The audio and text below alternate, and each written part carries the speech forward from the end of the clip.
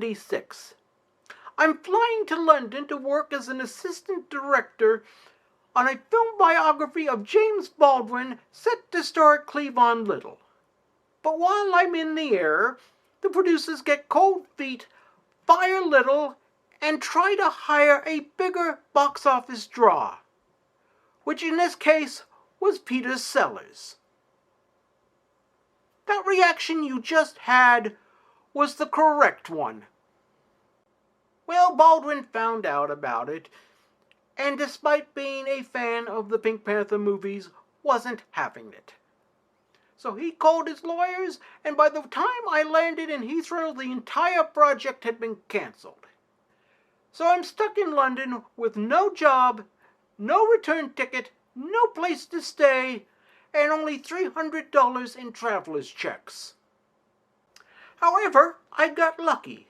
I heard through the grapevine that Gary Kurtz was in town producing a space movie for 20th Century Fox. Now, I had worked with Gary years earlier on a low-budget feature called Chandler, starring Warren Oates. And once during a production meeting, Warren had chucked a glass ashtray at Gary, which I managed to deftly block with my forehead. It should be noted that Warren felt terrible about this, and to make it up to me, took me out for a weekend in Tijuana where, well, that's another story for another time. So I get a hold of Gary, and I tell him that I'm stuck in London and I need to cash in my chit. And Gary, being the mensch that he was, managed to get me a job as an uncredited assistant to their cameraman, Gilbert Taylor. Now let me say up front that Gil was an excellent cinematographer. He had shot Dr. Strangelove, A Hard Day's Night, and The Dam Busters, the final sequence of which in that film was a direct influence on the Death Star battle at the end of Star Wars. Excuse me.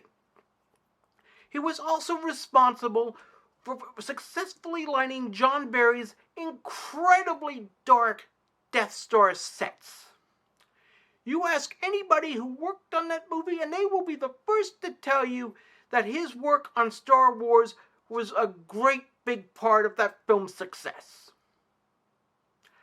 Having said that, Gil was very territorial. He didn't like people messing with his lights.